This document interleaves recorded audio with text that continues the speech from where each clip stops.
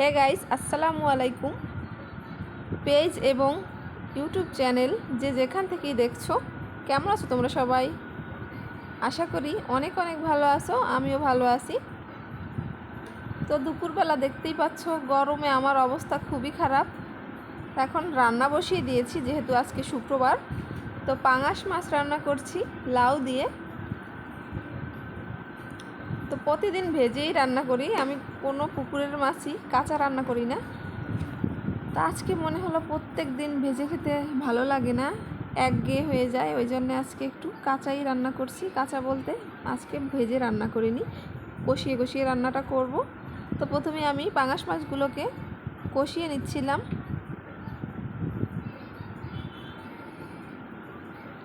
আর এদিকে আমি লাউও কেটে রেখেছি।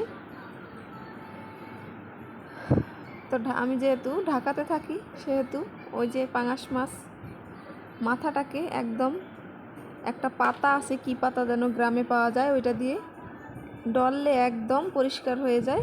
তো এখানে তো নেই, কিছুই করার নেই। তো এই দেখো, লাউটাকে কষিয়ে ঝোল দিয়ে দিয়েছি, এরপর পাঙাশ মাছগুলোকেও দিয়ে দিয়েছি। এখন ঝোলটাকে আমি ভালোভাবে টানিয়ে নেব একটু।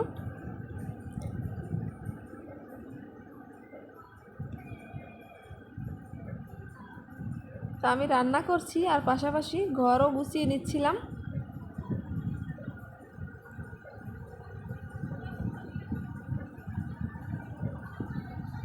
তোমরা তো জানো, ছোট বাচ্চা বাসায় থাকলে খুবই ঝামেলা হয় রান্না বান্না করতে। তো আমি একদিকে রান্না করছি, একদিকে ওকে সামলাচ্ছি, আবার ঘরের সব কাজও গুছিয়ে নিচ্ছিলাম, যেহেতু শুক্রবার।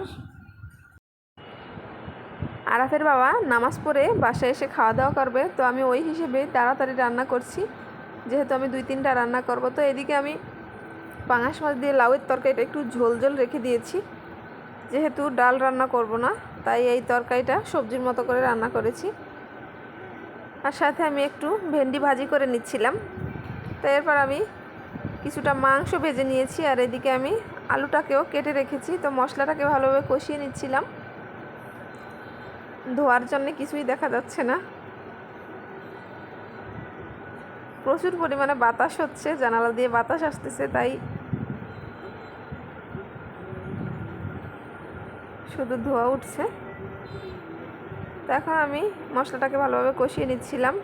মাংসতে কী মশলা দেয় তোমরা তো কম বেশি সবাই জানো। তো আমি সব মশলা দিয়ে ভালোভাবে কষিয়ে নিচ্ছিলাম মশলাটাকে। তো ভালোভাবে মশলাটা কষানোর পর আলুটাকে আগে আমি একটু 4-5 মিনিটের মতো কষিয়ে নিয়েছি। এরপর আমি ভাজি করে রাখা মাংসটাকে দিয়ে দিয়েছি। তো এই তো দেখো, কষানোর পর আমি ঝোলও দিয়ে দিয়েছি। তো এখন আমি গরম মশলা জিরার গুঁড়ো দিয়ে নামিয়ে নেব কিছুক্ষণ পরে।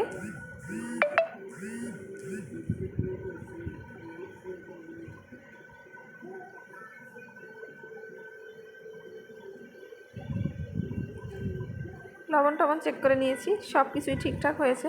তো যারা আমার চ্যানেলে এবং পেজে নতুন, পেজটাকে ফলো করে দিও এবং একটি লাইক করে দিও, এবং চ্যানেলে যারা ইউটিউব চ্যানেল থেকে দেখতেছো, তারা চ্যানেলটাকে অবশ্যই সাবস্ক্রাইব করবে এবং ভিডিওটিতে একটা লাইক করে দেবে এবং ভিডিওটাকে শেয়ার করে দেবে। তার এদিকে আমি তারপরে সন্ধ্যার দিকে আরাফকে কিছু চিপস ভেজে দিয়েছি। তো অনেকগুলো চিপস ভেজে নিয়েছি। তা আল্লাহ হাফেজ।